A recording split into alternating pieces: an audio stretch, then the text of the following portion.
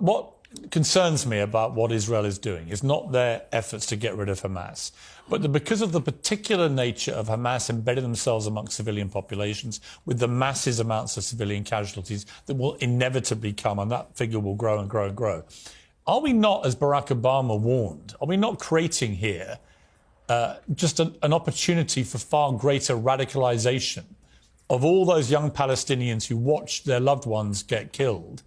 Why would we imagine that at the end of all this, they're going to want to do anything other than to become a new version of Hamas in wanting to exact revenge for what happened to their families? Well, two things. One is, if you just follow the logic of what Barack Obama said, then you just shouldn't do anything. If you're Israel, you should be attacked and just sit back and say, great, we'll wait for the next one. But the second and more important thing is, your question supposes that there is a sort of peaceful Palestinian population in the Gaza who would love a two-state solution, and then a few bad apples in Hamas.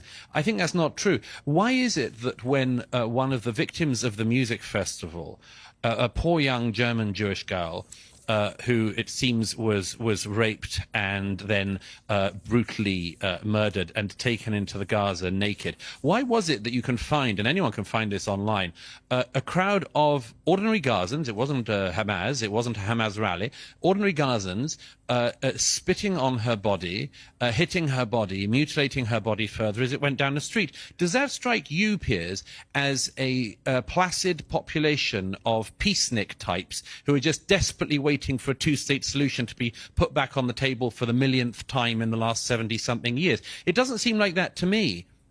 No, but there are over 2 million people in Gaza, and there weren't 2 million people in that video clip. There were a few hundred. So I don't like to make... Yeah, well, a few hundred at random. A few hundred at random. And did you see anyone in it saying, hey, guys, stop. We're not meant to mutilate the bodies of girls or rape them in public? No, I didn't see that. But then what you're really articulating, correct me if I'm wrong here, but isn't what you're articulating really an endorsement of collective punishment, where you assume they're all guilty? No. And if they don't stand up to Hamas, they're also guilty. Well, and that's where people have a problem, I think, with the moral line here, which is if you hold all the Gazans equally responsible, then is that not collective punishment, which is illegal? Well, first of all, there is some responsibility for the peoples in the Gaza.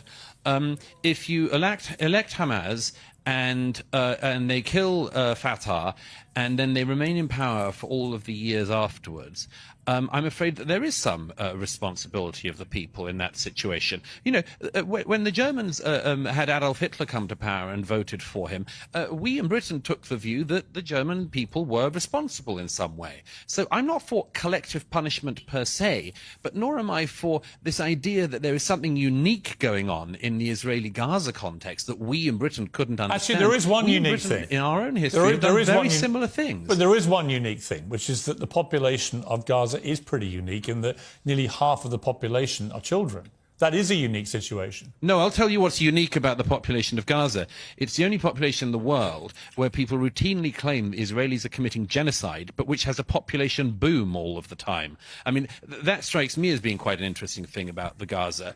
But as for the moral cruelty, I want to make a very, very important point, if I can say so, on this, which is, you know, people quite often abuse history, and they say things all the time. I mean, about the only thing anyone from history knows is about the Nazis. Here's something I can tell you with absolute certainty, Piers, having not just seen some of the results of what Hamas did on the ground here in Israel a few weeks ago, but having watched the videos of the unedited footage, which I was one of the journalists who was sadly allowed to see the other day. I can tell you one thing: the comparison between Hamas and the Nazis is insufficient.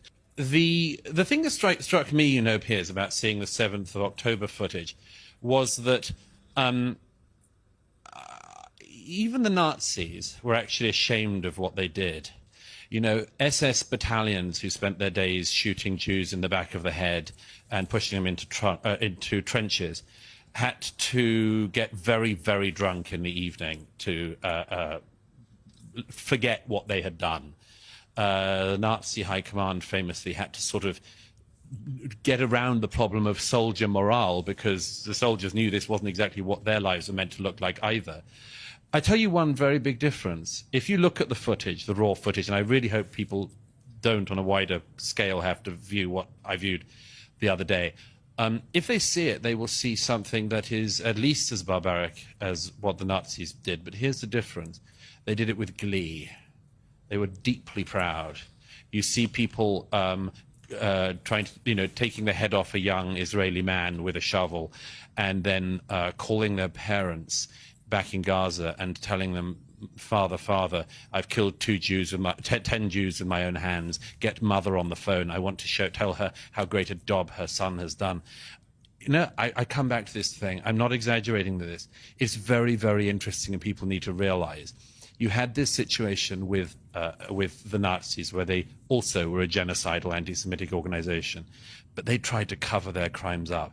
Hamas are actually proud of them, and they've said they will do them until the whole world is clear of Jews. Yeah. So I suggest we take that seriously, and I think that Israel is taking it seriously. I hope they continue to take it seriously, but I think the world should take it seriously, and that includes Britain. And when I hear British journalists, British commentators, and British politicians lecturing the Israelis on what they should do, I think, I'm sorry, this shows a failing in our country. It shows that we in Britain cannot enforce our laws. We don't even enforce our borders in Britain.